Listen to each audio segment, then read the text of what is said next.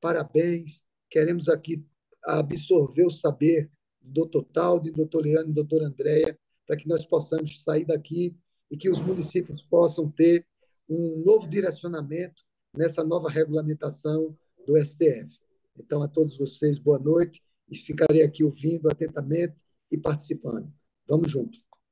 Legal. Muito bom, Marçal. Lembrou bem bons pontos para que a gente trabalhar. Aliás, a gente já fez bons debates sobre a questão da taxa de fiscalização e controle ambiental. Vamos retomar isso já para que a gente possa estar falando de novo. André, a bola está com você agora. É o mundo jurídico que vai se manifestar. André é nossa advogada em Campinas, também da coordenação ANAMA São Paulo. Vai estar com você a palavra, André. Vamos lá. Obrigada, Mari. Obrigada, Marçal. Estava com saudade de vocês. Quanto tempo a gente não faz uma live da Nama? Foi tão intensa no Covid, mas a gente não poderia deixar de inaugurar a live de 2023 com um tema tão importante para os municípios, que é o impacto da decisão do Poder Judiciário, do Supremo Tribunal Federal, no nosso dia a dia, na gestão ambiental nos municípios. E por que que ela é tão importante? Porque ela interpreta a Lei Complementar 140.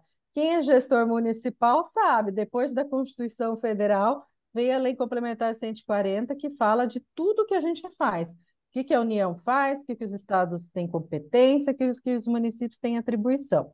E o Supremo Tribunal Federal, no final, em sessão de 12 de dezembro, fixou uma interpretação a essa lei complementar, numa ação direta de constitucionalidade específica, a ADI 4757, e a relatora dessa ADIM foi a ministra Rosa Weber. Bom, a Lei Complementar 140, ela foca em várias questões, mas nós vamos aqui destacar dois instrumentos de controle ambiental que todo município manuseia ou quer manusear. É a fiscalização e o licenciamento ambiental. Instrumentos estratégicos para a proteção do meio ambiente e para tudo que acontece no município, seja em caráter preventivo, que é o caso do licenciamento ambiental, seja em caráter repressivo, no caso da fiscalização ambiental. Quem questionou, né, a ação direta de inconstitucionalidade foi a Associação Nacional dos Servidores de Carreira de Especialistas do Meio Ambiente. Colocou uma série de questões relacionadas principalmente à cooperação entre os entes federados. Ela entendeu que, essa associação entendeu que determinados dispositivos dessa lei trazia fragilidade para a atuação da proteção do meio ambiente, conforme o Mário destacou, que consta lá do principal artigo de meio ambiente da nossa Constituição Federal, que é o artigo 225. E o que aconteceu? O plenário do Supremo Tribunal Federal manteve a validade dos dispositivos, mas conferiu interpretação conforme a Constituição Federal. E quando ele interpreta, ele está dizendo como nós vamos ler, como nós vamos internalizar dentro da nossa gestão ambiental o que o STF indica que a gente o faça.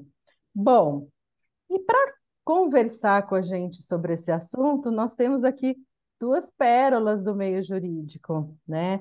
A primeira delas, como o Mário já apresentou, é o Talden Faria. Gente, eu vou dispensar aqui doutor, tá? Nós somos uma live de gestão, então essa parte do doutor, viu, Talden e Leandro, eu vou fazer vou deixar a live mais informal. Então, nós temos o Talden Faria, que é assessor jurídico da ANAMA, professor de Direito Ambiental, e que tem vários livros a respeito desse assunto. Licenciamento ambiental, competência ambiental, então ele é um estudioso e ele assessora a ANAMA nessas questões. A nossa outra pérola é o Leandro Estáquio de Matos Monteiro, também professor, do curso de pós-graduação da PUC Minas e é advogado atuante no direito ambiental. Como nós temos esses dois focos, eu vou começar com o doutor Leandro, perguntando para ele a respeito da fiscalização ambiental. Por quê, gente? Porque, gente, aí vai para vocês prestarem atenção. Lá no artigo 17, parágrafo 3º da Lei Complementar 140, né, fala das atribuições comuns entre os entes federados. Então, quem é que fiscaliza, quem é que tem predominância na fiscalização? E aí eu vou perguntar para o doutor Leandro, ou para o Leandro aqui de uma maneira mais formal. Leandro, esse artigo, ele é muito caro para quem trabalha na área de fiscalização ambiental. A gente vive utilizando esse artigo. Qual foi a mudança que o STF trouxe para nós no manejo do instrumento da fiscalização ambiental? Seja muito bem-vindo.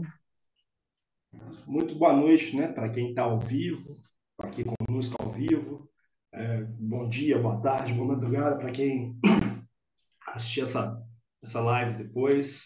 Deixa eu aqui agradecer, Andréia, pelo gentil convite, né, e em seu nome agradeço todos aqueles que compõem a ANAMA, que é uma entidade importantíssima para que o ente federado onde a gente nasce, onde a gente vive, fatalmente, embora a gente não queira, vai morrer, né, que é o município, se faça muito mais de fato do que só de direito um ente federal autônomo, que é o que está previsto na Constituição de 88.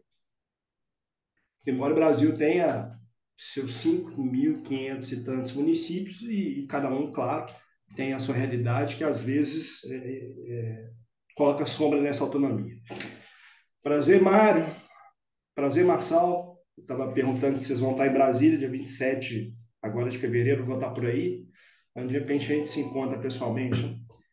E essas lives que vieram para ficar, de certa forma, nos aproximam. A gente tem aqui Mário, acredito que seja em São Paulo, Marçal em Brasília, Andréia em Campinas, meu amigo Talden, com quem eu tive semana passada aqui em Belo Horizonte, está na Paraíba, e eu aqui de Belo Horizonte, nas Minas Gerais. Então, Andréia me pede para falar do artigo 17, parágrafo 3º, e no que mudou a decisão do Supremo, o que mudou na decisão do Supremo, claro, evidentemente, em especial para os municípios. Eu primeiro preciso puxar a orelha do Supremo Tribunal Federal, que demorou, e essa uma demora, né? Está parecendo o julgamento da Boate Kiss, né? Por algum momento eu falei, eu vou fazer essa comparação porque eu acho que ela vale, né? São 10 anos entre o fato, 10 anos é petição inicial e, efetivamente, a decisão, no caso da DI 4757, em dezembro do ano passado. Lá se passaram 10 anos e isso não pode acontecer. Né? Nós estamos no ano de 2023, no ano de tecnologia 5G, de metaverso e coisas do tipo. Então, o Supremo Tribunal Federal precisa rever esse tipo de memória. Eu fico muito à vontade para fazer essa crítica. Carmen Lúcia foi minha professora, eu já critiquei e todo o tribunal nesse aspecto. Mas, enfim, quanto à mudança em si, decorrente do julgamento, André, eu acho que faz sentido estabelecer aqui um roteiro, e vou tomar um tempo com ele. Faz sentido a gente, acho que faz sentido eu tentar, né? Estou falando a gente, em nome de nós todos, mas evidentemente se ninguém concordar comigo, se alguém concordar comigo, fica à vontade para não, Leandro, eu não faço parte dessa análise, não, ela é só sua, se for o caso, inclusive. Quando se fala de gestão ambiental no Brasil, nem todo município, gestão ambiental municipal no Brasil, nem todo município tem um olhar para o meio ambiente idêntico, às vezes, de um município vizinho. E quando eu estudava o conceito, eu mesmo dava aula sobre o conceito, eu dou aula sobre o conceito de meio ambiente, eu nem sempre imaginava no que o conceito de meio ambiente positivado em 81 poderia trazer de alteração prática na gestão municipal. E onde eu quero chegar com isso? Tem município que trata meio ambiente como cemitério como meio ambiente. Eu falava isso com o Tal semana passada. Trata evento como meio ambiente, porque tem barulho, por isso poluição sonora, então é meio ambiente. E aí, de tanta coisa que coloca na gestão ambiental, na pasta da gestão ambiental, o que é meio ambiente mesmo acaba não sendo. A gente aqui, antes de entrar no ao vivo, eu estava falando, né? Mário estava aqui em Belo Horizonte, em Minas Gerais, por esses dias, de chuva, né? Boa parte dos municípios, obviamente, tendo muito problema na gestão ambiental decorrente das chuvas e das galhas das árvores que estão caindo no chão. Então, é, é, preocupadíssimo em podar para não ter prejuízo maior, além de queda de árvore em casa, em carro, alguns municípios, infelizmente, com fatalidades, mortes, inclusive. E aí muitos prefeitos e secretários de meio ambiente vão perder tempo com isso, né? Fazendo poda, supressão, mas achando que estão fazendo gestão ambiental e não estão. Estão apagando incêndio. Mas como isso faz parte da pauta, né? Tem que dar conta disso.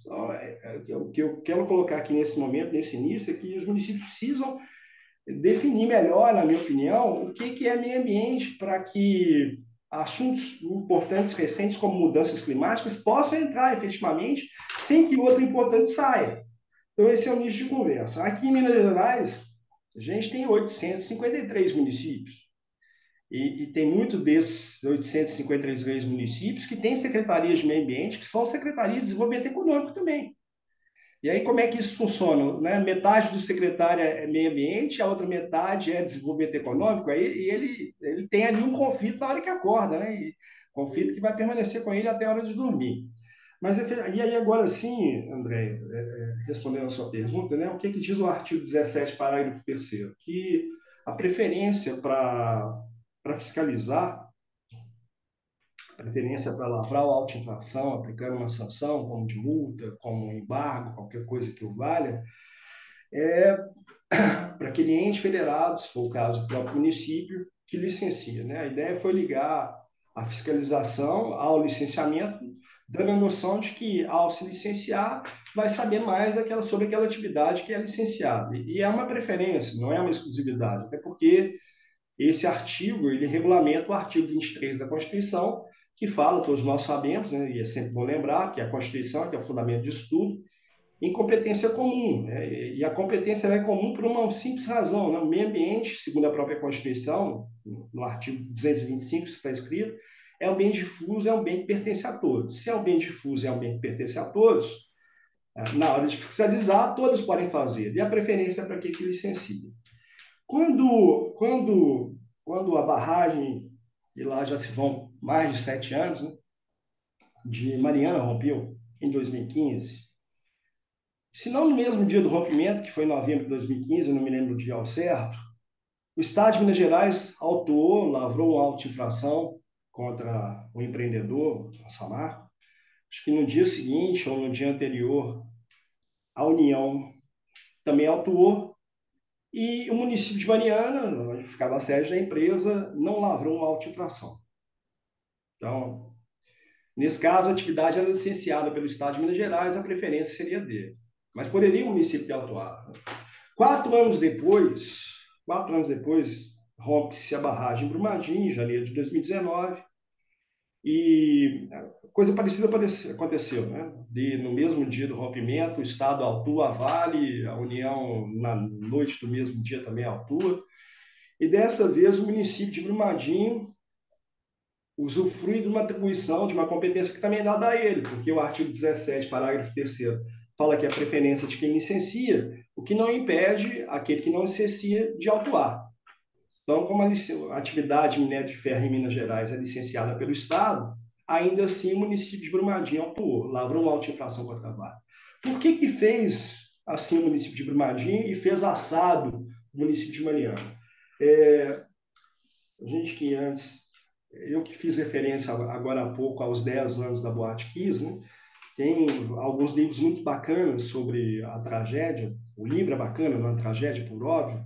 E um deles, não vou me lembrar o nome, eu acho que é o mesmo nome da série da Netflix, que é Toda Noite, Mesmo Dia, ou Todo Dia, Mesma Noite, qualquer coisa do tipo. E a série, ela foi, até onde eu ouvi, baseada num livro de mesmo nome, de uma autora chamada Daniela Arbex, não sei direito a pronúncia, daqui de Minas Gerais, inclusive. E a Daniela escreveu um livro também sobre Brumadinho. Ela já tinha escrito um livro sobre o Holocausto, um livro também sobre um manicômio de uma cidade aqui em Minas Gerais chamada Barbacena. Parece que ela está se especializando nesse tipo de tema. E no livro sobre Brumadinho, ela conta sobre várias mortes, por óbvio, e conta da morte da Cirlei, que morava num sítio, numa casa na beira, do outro lado da portaria da Vale, no Córrego do Feijão. O marido dela saiu para trabalhar, veio para Belo Horizonte cedo, por isso ele não morreu. E aí a Cirlei estava dentro de casa com um jardineiro, com uma caseira, qualquer coisa do tipo. Eles ouviram um barulho, foram para a rua e a Cirlei voltou para buscar a cachorrinha. Ela morreu por isso. Esse aí foi o detalhe, né? Isso deve ter sido em frações de segundos. O livro vai contando isso à medida que os capítulos se passam, né? E aí conta até uma certa hora que os bombeiros acharam o corpo da Cirlei abraçada essa cachorrinha. E a Cirlei era coordenadora da Faculdade de Direito em Brumadinho, Faculdade de Direito ASA. A Faculdade de Direito ASA, não sei se vocês vão se lembrar, era o local de onde as transmissões, né, tinha lá uma força-tarefa dos órgãos de segurança pública em Brumadinho, durante aqueles primeiros meses pós-tragédia, de onde eram feitas essas transmissões. E, além disso, ela era secretária de ação social do município de Brumadinho, coisa assim. Então, houve uma pressão muito grande, interna, né? Por isso que eu contei essa historinha, dentro da própria prefeitura. Ela é uma pessoa muito querida por morar lá no Córrego do Feijão, e aí o prefeito não teve saída. Não só o fato em si, pela importância, né, decorrente do rompimento da barragem, pela quantidade de gente, de pessoas que faleceram, até hoje não encontraram todas. E aí o município de Brumadinho teve que tomar atitude, né? O prefeito de Brumadinho, no caso, lavrou o auto-infração. E o auto-infração, obviamente, lavrado pela prefeitura de Brumadinho, o que faz a Vale? Pós a lavratura, ela manda pagar, porque se a preferência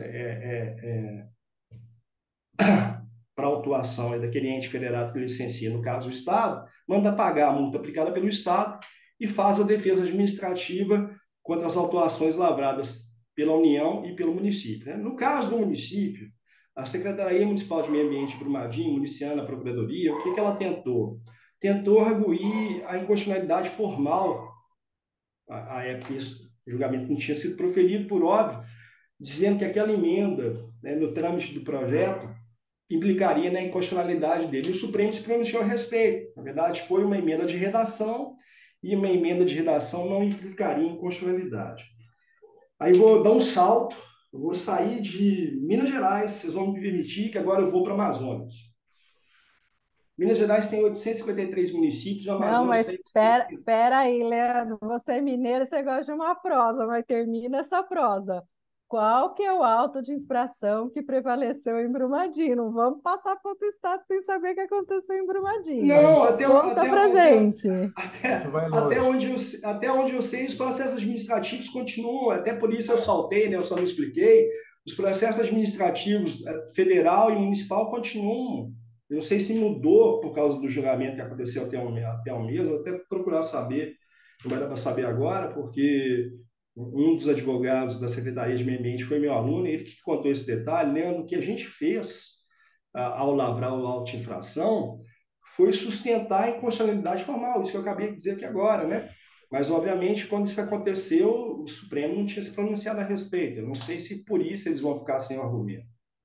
Então, desculpa, viu, André? Mas eu acredito que o processo não tenha se encerrado ainda não. Ainda É assim, que a gente que sempre quer saber o final da novela, quem é que ficou com o mocinho, qual é o auto Vai longe que essa vai história. prevalecer aí se o município ganhou ou não essa questão. Mas vamos lá, Leandro, desculpa te então, aí interromper, eu vou é saltar uma para o live Amazonas. descontraída. Eu vou saltar para o Amazonas, e que Marçal disse, né, que o Fundo Amazônia, a gente fica feliz com isso, que vai ser reativado, o conceito vai ser reativado. Lembrando aqui, né, que há recursos do Fundo Amazônico que podem ser direcionados para projetos que não estejam na Amazônia Legal, ainda assim, né? Então, para quem acha que não tem relação nenhuma com isso, porque eu estou no Sudeste, estou no Sul, estou no Nordeste, meu município não está na Amazônia Legal, então não tá, tem equívoco nessa leitura. O percentual, se eu não me engano, de 20% dos recursos, e 20% de bilhão é dinheiro até falar chega, pelo menos para mim, né? Total de nem tanto. E aí, por que eu estou dando um salto para Amazonas? Amazonas tem 60 municípios, e alguns dos municípios do estado do Amazonas, eu que advoguei para a concessionária de energia do Estado do Amazonas entre 2012 e 2015, há muito derramamento de óleo, né? Boa parte da energia elétrica produzida no Estado do Amazonas é oriunda de termoelétricas, que são abastecidas com óleo diesel, gás natural e etc. Então, há muito derramamento de óleo. Eu posso afirmar ainda, apesar de já não estar indo no Amazonas com uma certa frequência, e muitos autos de infração, por essa infração administrativa de poluição, são lavrados contra a empresa. E aí, eu que saí daqui de Belo Horizonte, pingava em Brasília, eu ia para Rio Branco, no Acre, isso de avião, e de Rio Branco, no Acre, alugava um táxi, um carro, qualquer coisa que eu fosse, para, num percurso de 400 quilômetros de estradas difíceis, chegar até o município de Boca, no Acre, no Amazonas. Por que eu estou falando isso? Porque eu comentei o caso da fiscalização, comparando Brumadinho com Mariana, e agora eu estou fazendo a comparação tentando despertar a curiosidade quanto à comparação da fiscalização que acontece no Estado do Amazonas. O fiscal do órgão ambiental do Estado do Amazonas, ele se encontrava comigo, quando havia, né, esse tipo de infração lá em Boca do Acre, em Brasília. Ele saía de avião de Manaus, ia até Brasília pela conexão e a gente se encontrava ali no saguão, embarcava junto para Rio Branco, e lá em Rio Branco, mesmo táxi. Talvez não na primeira oportunidade, que tinha desconfiança, mas depois que a gente viu que aquilo ali era frequente, virava colega, se não amigo, enfim. Então, as distâncias em alguns estados, e o estado do Amazonas é o baluarte disso tudo, tem que fazer com que a gente tenha uma leitura, né, de fato, tá, bacana. Em Minas Gerais, as estradas são asfaltadas, relativamente boas, então a fiscalização do órgão ambiental estadual, quando não tem uma regional perto do município, não vai ficar difícil por isso. Mas o Amazonas não. Para aquele município que não tem um órgão municipal, sequer com um órgão ambiental municipal com fiscalização, quem vai fiscalizar, ainda que seja de forma supletiva, é o Estado. E ele vai demorar o tempo para chegar, né? Isso vale não só para a Boca do Acre, vale para o município de Humaitá, que fica na divisa entre o Amazonas e o estado de Rondônia. E aí eu encontrava com o fiscal também e a gente pingava em Brasília até Porto Velho. De Porto Velho, pelo menos nesse caso de Humaitá, tem uma linha de ônibus e a distância é menor, que são uns 200 quilômetros. Mas ainda assim, vai tomar tempo. Né? Se está tendo derramamento de óleo agora, o fiscal ambiental do órgão do estado do Amazonas vai tomar aí pelo menos um dia para chegar até o ponto de fiscalização, em função do tamanho do estado. Então, a gente tem que ter muito cuidado na hora de querer fazer valer a letra fria, a letra preta e branca da lei, às vezes só porque é o que estabelece. Então, efetivamente, não me incomodo com a decisão do Supremo, acho que faz muito sentido a lógica do licenciamento, da fiscalização, está vinculada à lógica do licenciamento, né? Porque não pode o órgão fiscalizador, que não seja o licenciador, começar fazer da fiscalização como se o órgão licenciador fosse, querendo criar condições, querendo criar condicionantes que não existem impostos pelo órgão licenciador. E aí agora, pelo menos indo para o final do que eu estabeleci de roteiro, né, eu espero que o projeto de lei geral sobre licenciamento volte à pauta do Congresso Nacional. Eu que critiquei o Supremo no início, né, que falei que a Carmen Lúcia foi minha professora, então tem liberdade para fazer isso, já falei com ela diretamente. Já falei com o Rodrigo Pacheco também, foi meu colega de sala. Eu falei, Rodrigo, a pauta ambiental, não sei se ele me escutou ou não, mas tem acontecido mais, pela relevância do assunto, a pauta ambiental. E que bom que a ANAMA está ajudando tudo isso, né? Espero que com esse novo governo, pelo que se já anunciou, Fundo Amazônia, inclusive, e outras coisas mais, eu vou fazer questão de fazer uma visita ao Rodrigo Agostinho, né? Nessa minha ida a Brasília, já marquei com ele e tudo mais, e fico aqui torcendo para que tudo dê certo. Não sei se respondi sua pergunta, Andréia, Não, vamos mas estou lá. aqui para tentar respondê-la ainda assim. As suas experiências foram Presidente, muito boas, né, Mário? Tanto na ó, questão de Minas quanto da questão do Norte. Só para alinhavar, já te passo, Mário. É, o que o Leandro colocou é bem importante, que a magnitude da barragem, todos os danos que ocasionou, todos os entes federativos aplicando sanções, né, se preocupando em trazer a responsabilidade administrativa contra a barragem, a extensão territorial da Amazônia, mas o que a lei complementar diz, né, basicamente, quando se fala de cooperação? Que a peteca não pode cair, Quer dizer, precisa ter sanção para o dano ambiental. E se o órgão ambiental licenciador não aplicar a sanção, o outro pode fazê-lo. E o que que o STF falou? Ele interpretou isso. Só pode fazê-lo quando houver omissão ou insuficiência de fiscalização. Esse foi o diferencial do Supremo Tribunal Federal. E aí, Mário, eu vou perguntar para você, para o Taldo, para o Marçal, para o Leandro, o que que é essa tal de omissão e insuficiência de fiscalização? Porque isso não foi explicado. Se você perguntar para mim, eu já falo. Eu acho que omissão são 30 dias.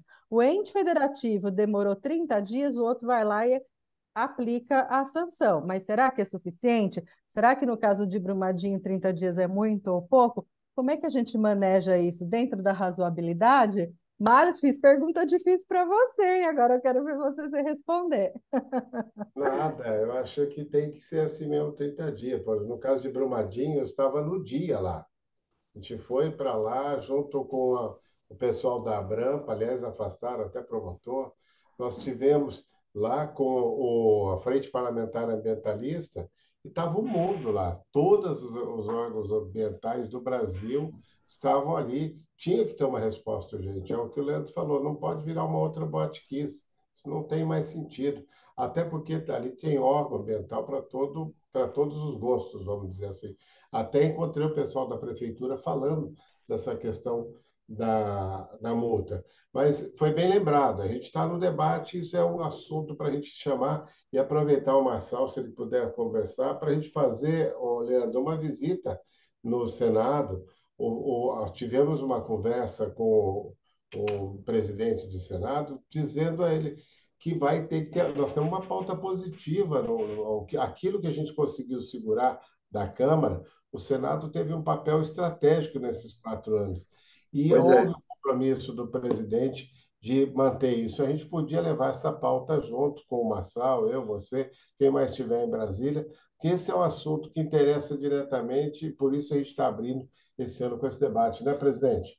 É verdade, Mário. E, assim, as oportunidades de diálogo e a questão dessa nova pegada ambiental que hoje o Brasil todo está tomando, o país saiu de uma posição muito incômoda e hoje, só com essa resposta que está dando na questão dos Yanomamis, é muito importante, é muito, muito, muito crucial.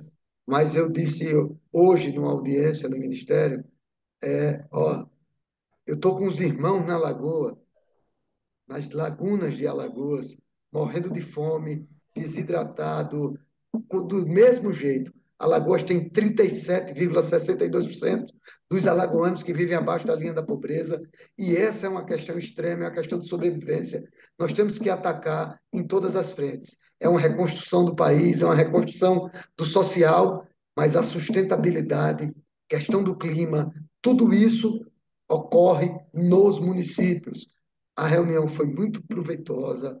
Nós vamos ter alguns avanços nas questões ambientais. Estamos pleiteando estar no Fundo Social, no grande conselhão do Fundo Social, porque tudo é feito e é nos municípios. Tivemos a grande satisfação na Secretaria de Aquicultura e Pesca. Está uma lagoana, uma agora ex-deputada Tereza Nilma, muito importante, muito voltada para o social, com projetos muitos e muito bons. Já se colocou à disposição, doutor André, para fazer live com a gente, para que a gente possa trazer os municípios num cadastro de aquicultura muito importante para a questão da sustentabilidade no município, nas áreas costeiras, nas áreas de rio, nas áreas de lagunas, que efetivamente dá muita alimentação às pessoas que estão abaixo da linha da pobreza. Então, esse é um momento crucial, Leandro, tal de Andréa, para que nós possamos somar esforços, irmos ao presidente Rodrigo Pacheco, irmos ao meu conterrâneo, deputado parceiro Arthur Lira, para que a gente possa abrir a pauta ambiental, destravando e voltando a ter aquela palavra-chave da convergência e sabendo que tudo ocorre nos municípios. Legal. Marçal, até lembrando aqui que, aproveitando o Leandro e o Talden, no caso, por exemplo, da Lei da Mata Atlântica, que vai ser julgado em 1/6 agora, tem mais dois assuntos da Lei da Mata Atlântica.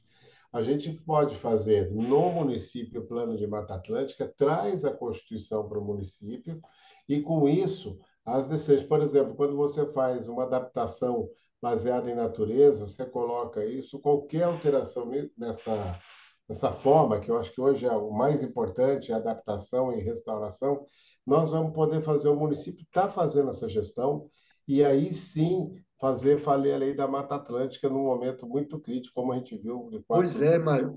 A Mata anos. Atlântica, o bioma Caatinga, está pedindo socorro. Eu disse hoje, olha, Exato. tem que pegar, integrar o Ministério da Integração, da Cidadania. Tem um programa chamado Rota da Fruticultura, que as cooperativas de Alagoas e do Brasil estão cuidando.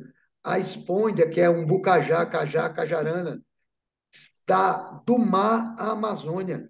Ela é um grande vetor de consumir, de guardar água. Ela guarda água na seca, guarda água no inverno e dá uma produção de mais de 60 caixas de alimentos para extrato de tomate, suco, para dar geração de renda para as pessoas. E a Caatinga vai vir agora, no bioma Caatinga, uma plantação de mais de 2 milhões de pés de umbucajá, com a transversalidade do meio ambiente, junto, podendo fazer e desenvolver ações conjuntas para que as pessoas continuem vivendo nos municípios.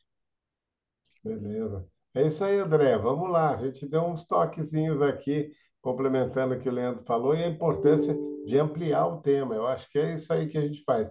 O debate da Lei Complementar 140 é um aspecto muito importante, mas mostra que ele está ligado com tantos outros. Vai lá, André.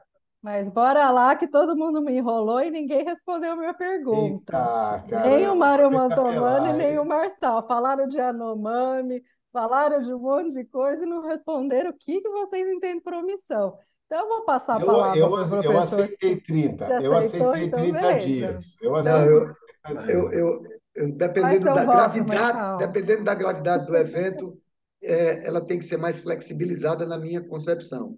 Não dou Perfeito. tempo, ela pode ser até 60, até que eu acho que ela fica melhor. Dentro da razoabilidade, né, Marçal? Mas agora a gente vai ouvir Mas aí é a o opinião conceito do de professor razoabilidade. Talden. Aí tem o conceito de razoabilidade. Então é o É isso seguinte: aí, 30 gente. dias dependendo do evento, mais 60 dias. É assim que eles estão querendo É colocar na e lei do quando entra essa licenciamento. palavra hermenêutica, né, doutor Talde e doutor Leandro? Essa hermenêutica, meu Deus, Pois é. dá um É frio porque, no coração. Essa gente, hermenêutica tá difícil, né? Bom, é eu vou dar porque, aqui uma gente, palhinha, né? Cumprimentando aqui o nosso presidente Marçal, o nosso Mário Mantovani, que é o verdadeiro embaixador da ANAMA, né? E os colegas Leandro e Andréa, da nossa assessoria jurídica. Olha só, é, essa questão da Lei Complementar 140 é importante destacar que é uma questão preliminar, porque eu estou discutindo quem faz o quê. Então, é uma questão importantíssima, até para qualquer política pública poder funcionar com a razoabilidade, as funções de cada um, sistema federativo como é o Brasil, que inclusive tem a peculiaridade de ter os municípios como membros, tem de ser é, definidas da forma mais precisa possível. Porque Isso. quando tem uma imprecisão, isso facilita a omissão. Tem um ditado nordestino antigo que diz o seguinte: cão que tem dois donos passa fome, e cão que tem três donos já morreu de fome. Porque sempre um vai lavar as mãos, vai atribuir aquele encargo para outro. Né? Então, havia uma grande expectativa em relação à Lei Complementar 140, em razão disso, porque é o maior foco de conflitos no direito ambiental brasileiro. Vejam só, nós temos aí mais de 40 anos de direito ambiental no Brasil e ainda discutindo essas questões que são questões preliminares. De fato, a lei complementar 140 trouxe muitos benefícios, mas ainda não esclareceu determinados problemas. Um deles, por exemplo, essa questão da omissão.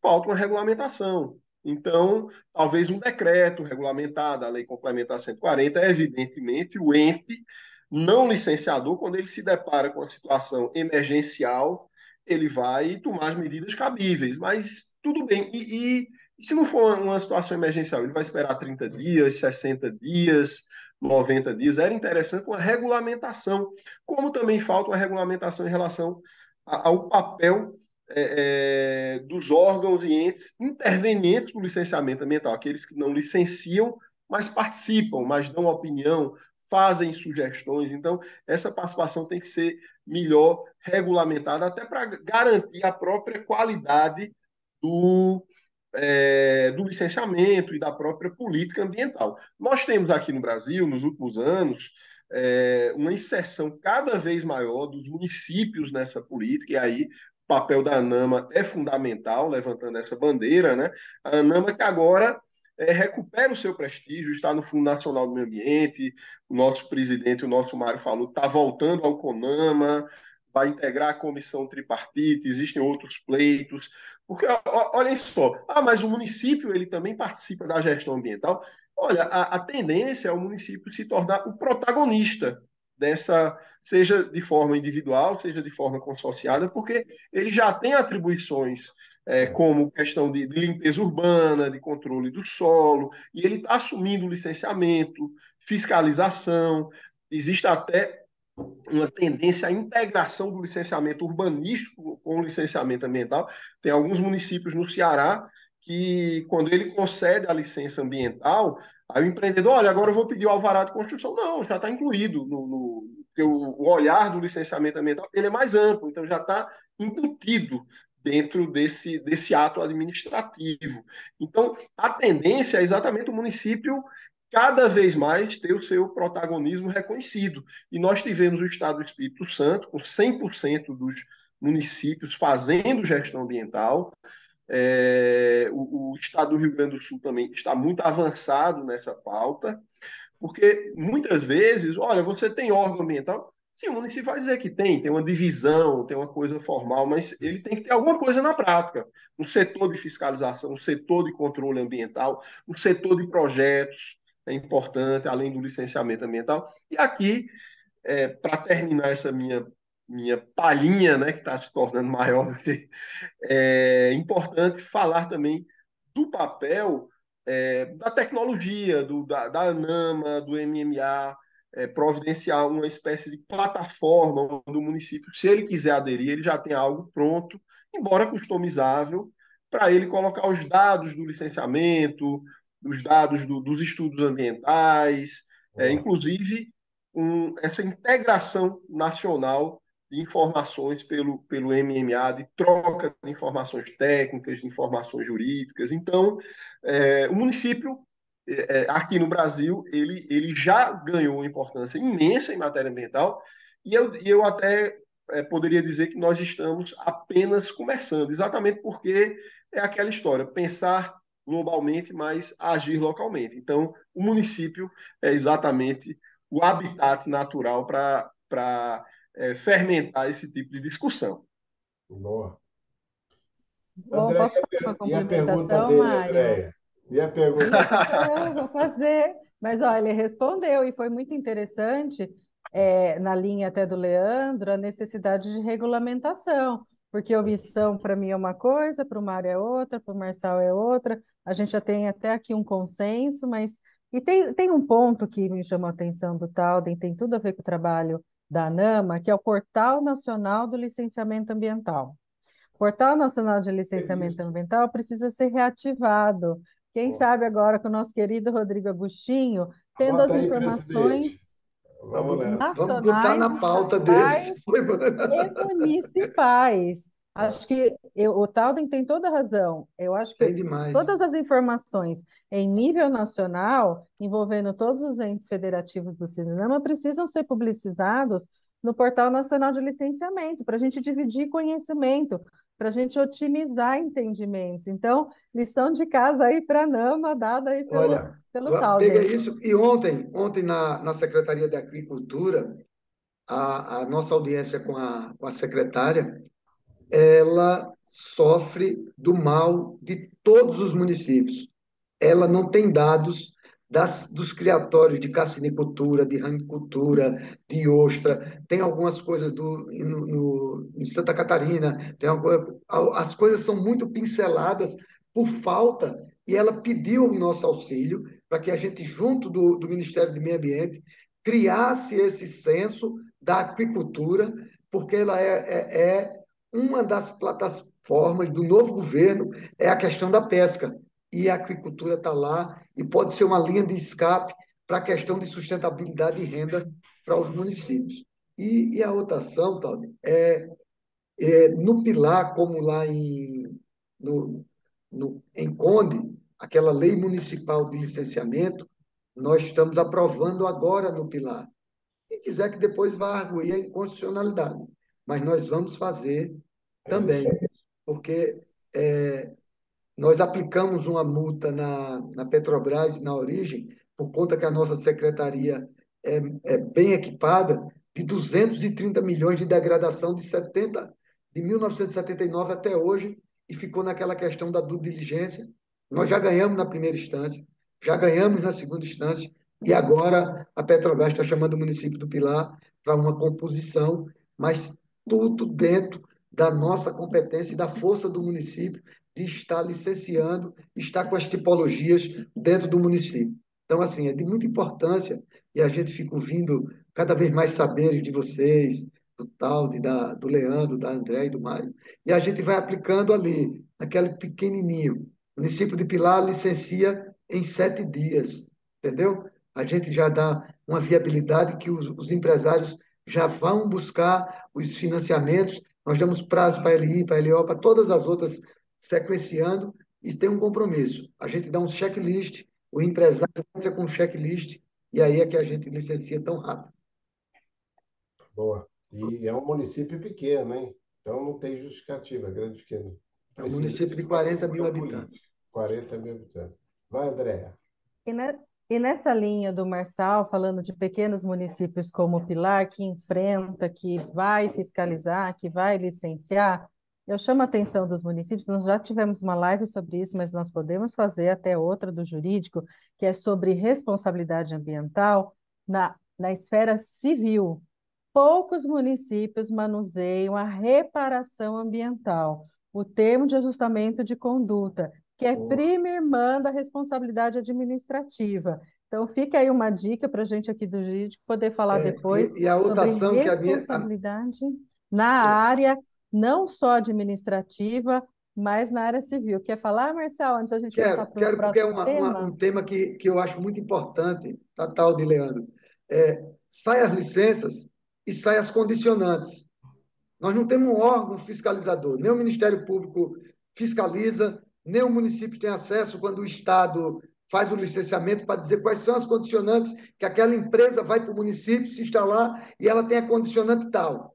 É um segredo, é uma caixa de Pandora que nós não conseguimos ainda atravessar. É outro tema que a gente precisa enfrentar isso, mas com muito diálogo e com muita força. E se depois, quando não tiver, é o que eu fiz. Eu fui à justiça, usei a lei da informação para ter acesso às informações da due diligência da Petrobras, com a origem, que eles diziam que era um segredo do negócio, que se saísse não podia, numa tal de confidencialidade. Caramba, eu estou recebendo uma empresa que tem um poder poluidor e um poder muito degradante se acontecer qualquer acidente no nosso município. E eu não tenho acesso às condicionantes do que foi tratado naquela licença, em uma licença de 1979, que foi sendo renovada sem as devidas apresentações. Então, assim, são temas, eu acho que de todos os municípios ocorre isso. Né? Então, é uma outra palha aí desse saber jurídico do que nós estamos fazendo aqui. Onde já se viu licença ambiental não ter publicidade, né? É o fim da picada, né? É o fim da picada. Qualquer ato público tem que ter publicidade. Os municípios precisam saber o que acontece no seu território. Mas, gente, vamos lá então, porque a gente falou de fiscalização, o Taldo já deu uma palhinha de licenciamento, mas tem outro destaque aqui que nós trouxemos para a live, que é a interpretação do artigo 14 da Lei Complementar 140, parágrafo 4º, que fala da renovação das licenças. E o STF conjugou com a interpretação do artigo 15. Eu não vou falar mais, porque eu tenho certeza que o Talden vai explicar muito melhor do que eu. Então, Talden, por favor, conta para a gente o que o STF interpretou em relação à renovação de licença ambiental. Boa. Bom, a gente está esperando ainda a publicação do acórdão. Agora, houve a publicação do extrato do voto da ministra Rosa Weber, que só teve uma discordância, que foi a do ministro Cássio Nunes Marques. Bom, então, o que é que acontece? Na renovação da licença ambiental, tá, do mesmo tipo de licença, então, quando o requerente, o empreendedor, ele solicita a renovação por 120 dias de antecedência ou mais, passado aquele prazo, enquanto o órgão ambiental não se manifestar, ele está tacitamente renovado nos mesmos termos. Se ele pediu alguma coisa a mais, ele não tem direito. Ah, Mas tá. ele tem direito a continuar o que ele vinha fazendo. Isso sempre funcionou, estava na resolução 237, enfim. Agora, essa decisão, a ministra fala em deslocamento de competência. Então, quando houver essa demora, haveria, ou seja, por exemplo, um processo de licenciamento que tramitou no órgão estadual, ele seria deslocado da competência estadual. Então, o primeiro buraco negro, vamos dizer assim, a primeira lacuna, é esclarecer o seguinte: sai do estado, vai para o IBAMA ou vai para o município? Isso aí não ficou claro, tá? Segundo, se o objetivo, veja só, se o órgão está demorando, aqui um argumento do ponto de vista prático, se o órgão ambiental está demorando para analisar aquele licenciamento, se eu mando para e é uma renovação, e se eu mando para outro órgão ambiental, eu imagino que a demora vai ser ainda maior, porque eles ainda vão conhecer o processo, vão tramitar, e muitas vezes é um processo de um tipo, de uma tipologia de licenciamento, que eles não estão acostumados a lidar. Então, imagina uma competência originária do IBAMA, chega para o Estado, poxa, a gente não tem expertise para tratar disso. Então, a tendência é que vá demorar ainda mais. Então, aquela história, né? A gente corre o risco de jogar a água com o balde e o bebê, jogar tudo, né? Então, ao meu ver, não foi uma decisão acertada, porque viu um problema onde não existia esse problema, tá? Então, eu É. acho que isso deveria ser repensado, vamos aguardar, né, os exatos termos do acórdão, mas eu acho que isso criou um problema que não existia. Agora, de fato, por exemplo, tem órgãos ambientais que às vezes atrasam muito. Talvez essa história do portal de licenciamento, né, ele possa ter uma feição mais ampla a ponto de dizer, olha, imagina o MMA coordenando esse portal e dizendo, olha, por que essa renovação está há 2 anos pendente de análise? Então, isso, ao meu ver, teria uma outra solução muito mais fácil, muito mais efetiva. De fato, o Portal Nacional de Licenciamento Ambiental, vai ser muito interessante, porque também tem muitos municípios que não dão conta de licenciar, que municipalizam e não dão conta de licenciar. E aí o empreendedor, seja ele público ou privado, não pode ser prejudicado, né, pela omissão do poder público. Então, essa zeladoria, né, esse controle de todos os entes na eficiência do licenciamento ambiental é importantíssimo. Mas, gente, eu queria comentar que tem muita participação no YouTube. Que Por beleza. problemas técnicos, a gente não conseguiu fazer ao vivo no Facebook, depois a gente vai colocar o vídeo lá. Tem gente de Minas Gerais, viu, Leandro? Tem gente aqui do estado de São Paulo, de Suzano, O pessoal lá Leandro de que obrigou os alunos Mangaratiba. dele a participarem, por isso. Ah, se não tira zero se não participar. Se os alunos do Leandro e do Talden não participarem, tira zero, tá certo. Mas, gente, olha, tem algumas questões aqui que eu vou dividir com vocês. A Solange de Suzano está dizendo que a área de proteção de mananciais da região metropolitana de São Paulo, a questão é presente, licenciamento é estadual e a fiscalização do Estado é insuficiente, que o município acaba tendo que tomar, às vezes, na omissão do Estado. O Isso Marcelo mesmo. Manara, de São José dos Campos, aqui da Nama de São Paulo, diz, né, podemos afirmar que em todos os níveis, municipal, estadual e federal, a fiscalização padece, é insuficiente, é morosa, é desestruturada e a diferença é que Estado e União são permanentemente distantes. A Claudete está dizendo assim, ó, Mário, temos que propagar como municípios se enquadram no quesito de fiscalização, alguém tem que começar a cobrar. A Daniele também está dizendo que os municípios precisam ser protagonistas, pois a vida acontece nos municípios, a União e os estados precisam entender isso. O Cláudio Mascarenha diz que acha que a aplicação da lei para fiscalização está maldosamente redigida para criar um vácuo de definição que vai gerar impunidade. O Cláudio está no CEPRAM, lá na Bahia. A gente tem tido uma parceria muito boa. Aliás, a Bahia, o Cláudio depois chamou a atenção disso. O órgão ambiental é o promotor da degradação. O órgão ambiental estadual, com a questão de desmatamento, tanto na Mata Atlântica, no Cerrado, foi o promotor da desgraça no Estado. E aí sim, ó, muito bem lembrado. Ainda bem que o Cláudio está aí, deve estar com os vereadores da Frente Parlamentar, o Cláudio está lá. Vamos trabalhar isso, porque não vai mais ter essa farra, não. A gente vai tentar, se não tiver uma presença do Estado para valer, nós vamos comprar essas brigas. Vamos lá, desculpa, Aí André. um coro com o Foi bem Marçal. lembrado aí. A presença dele é importante. Aí um coro com o Marçal, Fernando Antônio Carvalho, diz que municípios pequenos que não fazem licenciamento não têm acesso às licenças dos empreendimentos.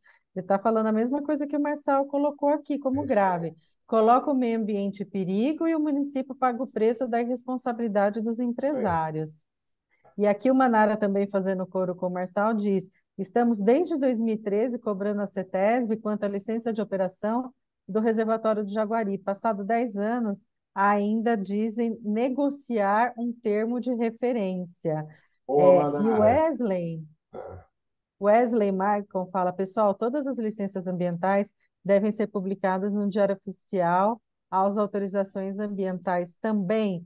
De fato, Wesley, nem sempre todos os órgãos publicam a íntegra da tá. licença, ela publica o número, e aí você não consegue ver o teor, as condicionantes, o que realmente importa nas licenças aí na questão do manejo do que o que tem que ser publicizado para a população, ou minimamente para os gestores, né, municipais, para saber o que está acontecendo no seu território. O pessoal não para de escrever aqui. Eu ainda não fechei a rodada do licenciamento ambiental, falta passar a palavra para o Leandro comentar essa questão também do licenciamento ambiental. Então, Tá vamos bom. lá, Leandro. Alguma Obrigado. contribuição, alguma experiência aí da Tem, sua prática? tem sim, André. Obrigado por me devolver a palavra. Deixa eu só mandar um abraço aqui para o Thiago, meu amigo secretário de Meio Ambiente, bom despacho, está conosco, e para o Fernando, que é o diretor de meio ambiente do município de Campanha, também aqui nas Minas Gerais. Né? Deixa eu dar um abraço especial para essa minha turma.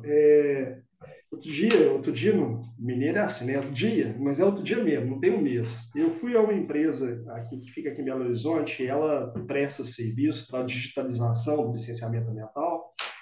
Vai falar comigo, Juliano, como que é o ICMS ecológico aqui no estado? Eu falei, você entra no site da Fundação João Pinheiro, depois eu te passo esse link lá, né?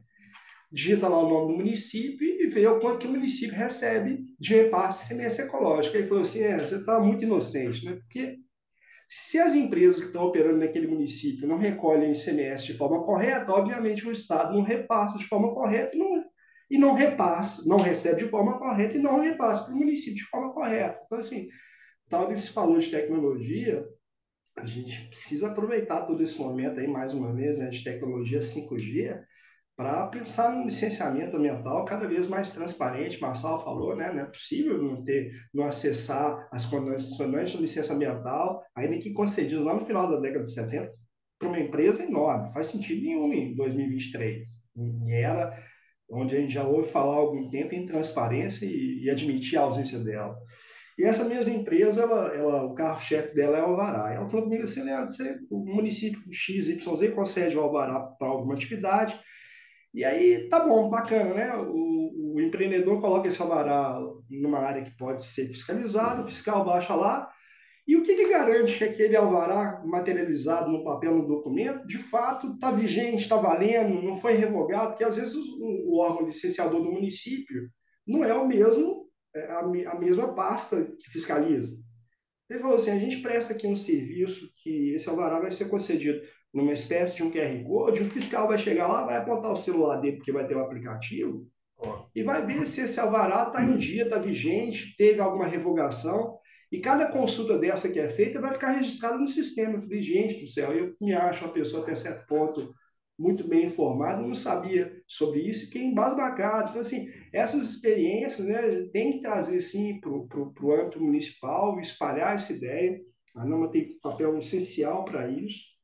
E voltando para o artigo 14, parágrafo 3º, eu fico preocupado se eles levarem em conta de que a omissão tem relação àquele prazo para o licenciamento. E se a omissão foi isso, o prazo ali de 6 meses para licenciar. Então, de alguma forma ou de outra, isso precisa ser regulamentado também.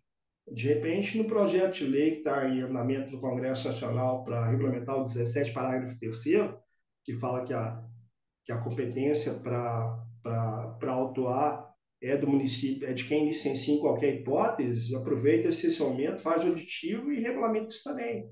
Porque isso não pode ficar a bel prazer, para mais ou para menos, para se definir e ficar indefinido o que é insuficiência. Então, essa é a minha contribuição para o que você me pediu por hora. E tem gente perguntando aqui no celular também no Zap, viu? Tá valendo tudo, é aí no YouTube, aqui. Essa é a parte boa da gente chamar os amigos para participar.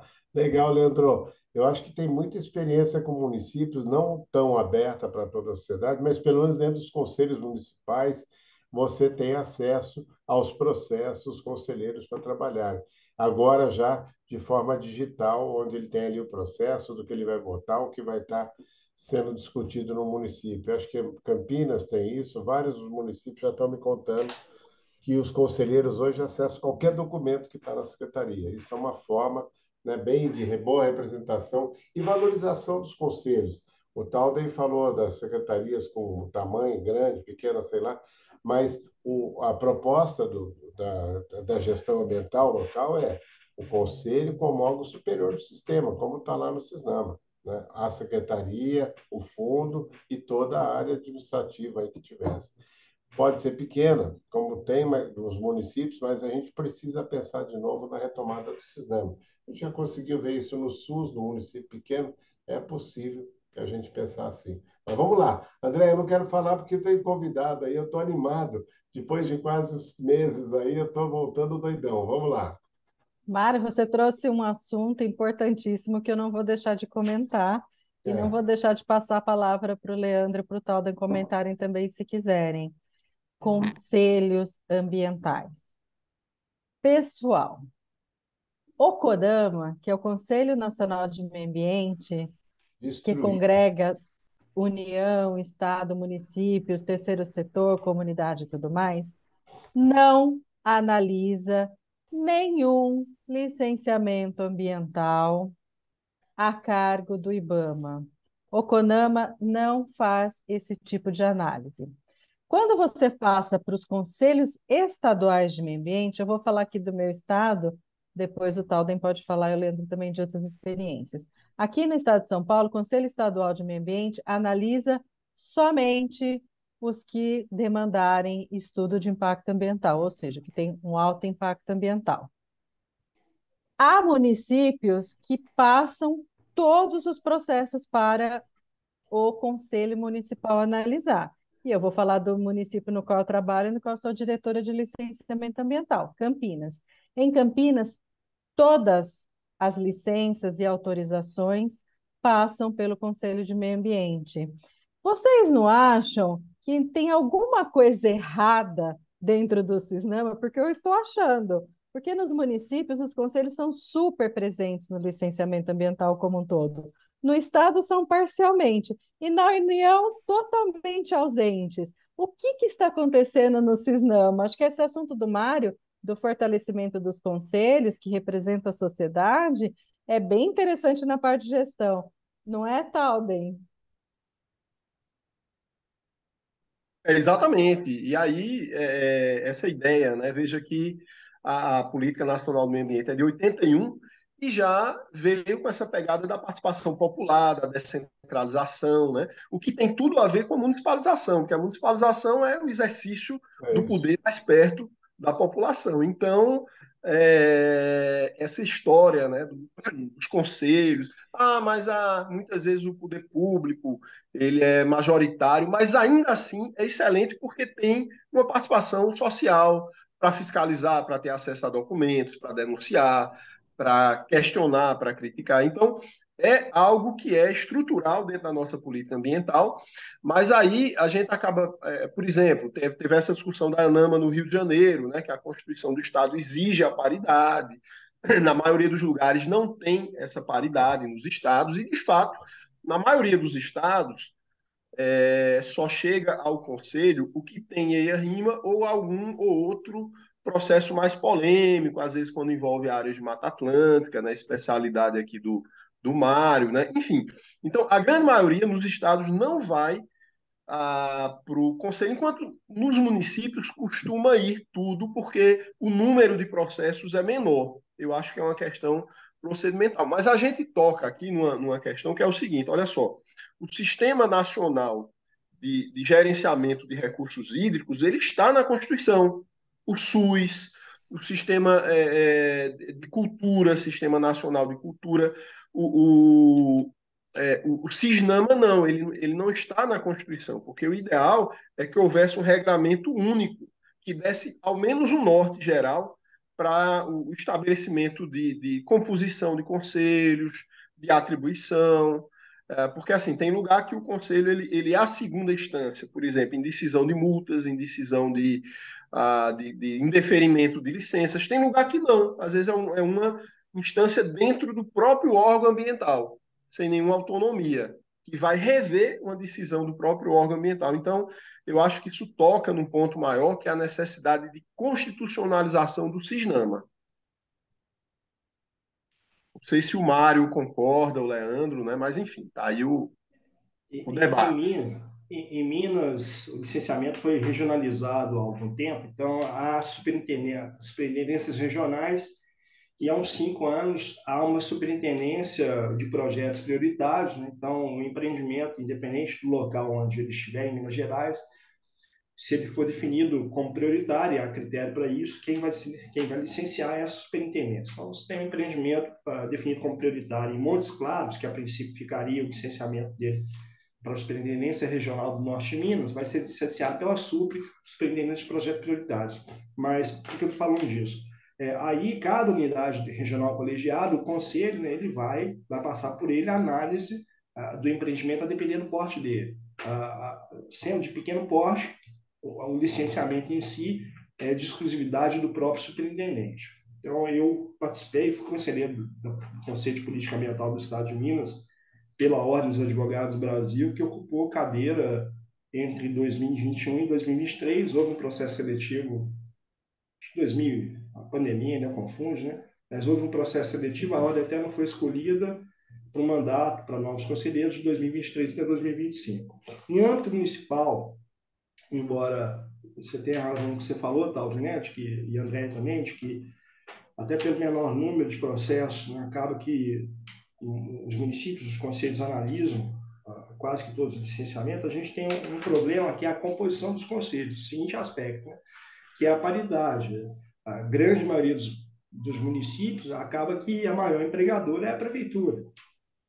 E ainda que foi exatamente esse meu caso, não no caso, não pela prefeitura, mas recém-formada, no início dos anos 2000, eu trabalhei numa Câmara Municipal de um município aqui na região metropolitana de Belo Horizonte, que é Santa Luzia. Eu era servidor da Câmara e fui indicado pela OAB para participar do conselho. E aí, às vezes, na reunião, eu tomava uns bicudos na perna do vereador, que era meu chefe, né? Quando minha opinião era diversa da dele. Eu falei, mas aqui eu sou OAB. Pois é, mas seu cargo é de livre nomeação e exoneração, então você sabe. E aí é isso mesmo. Agora, independente de eu estar lembrando aqui do meu passado e de ser engraçado, é difícil mesmo fazer uma composição paritária em âmbito municipal. E às vezes, ainda que se consiga fazer uma composição paritária, nem todo mundo que está sendo indicado ali para participar vai poder participar. Aí fica no papel uma composição paritária enorme, maravilhosa, assim, nossa, isso aí é o mundo ideal, né? Ideal é imaginário. Mas que na prática não consegue ter quadro para reunião. E alguns municípios fazem um arranjo, um esforço danado, e que a princípio diminuem essa paridade ideal, mas as reuniões acontecem, aí fica naquele dilema, né? A gente vai ter uma composição paritária, mas não tem reunião, porque não tem quórum, ou faz uma composição assim, nem tanto paritária, mas nós vamos conseguir reunir porque vamos conseguir quórum. E o Ministério Público muitas vezes questiona isso. Eu já tive conversa com o promotor de justiça. A gente tem que saber escolher amigo, escolher inimigo. A gente quer reunião do conselho? Quer. Então, do jeito que está tendo, não está tendo quórum, não vai haver reunião. Então, a gente mudou por causa disso e daquilo, e conseguimos fazer a reunião e vamos adiante.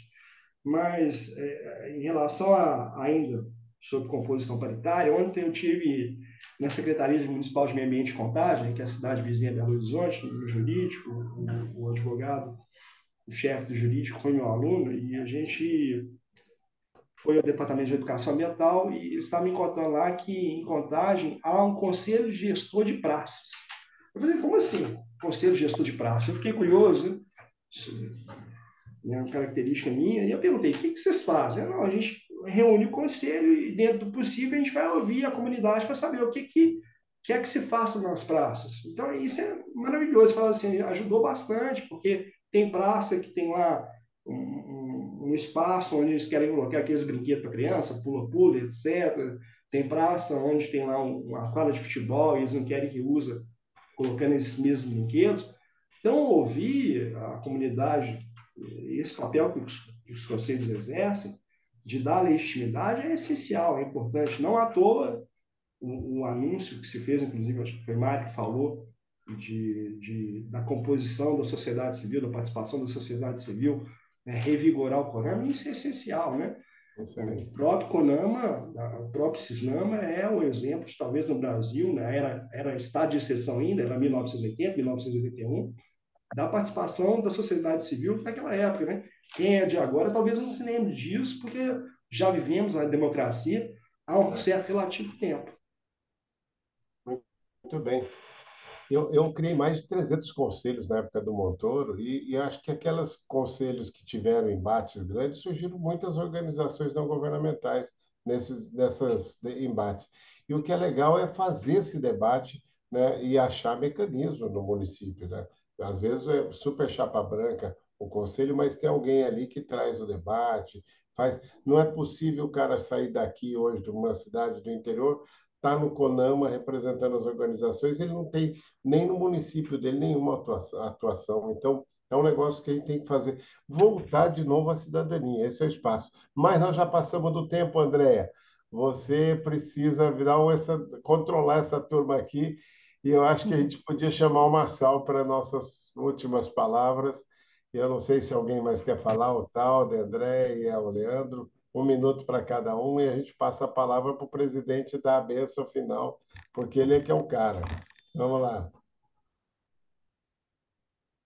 Gente, é só para agradecer, então, em 1 minuto, antes de passar a palavra ao Marçal, agradecer demais aí as contribuições do Leandro, que extrapolaram as fronteiras das Minas Gerais, agradecer a contribuição do Tal, do nosso assessor jurídico da NAMA também, e dizer que temos muitos assuntos para tratar esse ano. A gente começou com a área jurídica, mas vai ser um ano de muitos acontecimentos, como o Mário e o Marçal frisaram, né, no fortalecimento da gestão ambiental, e os municípios vão entrar nessa agenda fortemente. Então, para o nosso presidente poder jantar, eu já passo a palavra para ele para encerrar essa live. Que não, deixar o Talde ele, o doutor André, se despedirem, aí o Mário e depois eu faço. Vai lá, Talde.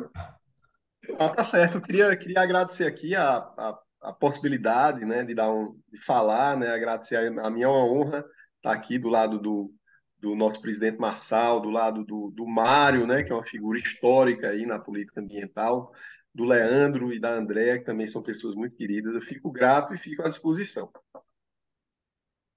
Bom, eu faço minhas palavras do tal, do meu amigo de longa data. Obrigado, viu, André? Presidente Marçal, presidente Mário, a gente se encontra aí em Brasília assim, deixa eu dar os parabéns para a NAMA, né? Eu não tinha te falado isso, André, mas muitas das minhas aulas, né, e sobretudo com a pandemia, né, ficaram virtuais, são de lives. Efetivamente, eu parava, assistia de lives da NAMA. Eu não tenho vergonha nenhuma em falar isso. O conteúdo é excelente, vocês estão de parabéns. Muito obrigado. Beleza. Muito legal.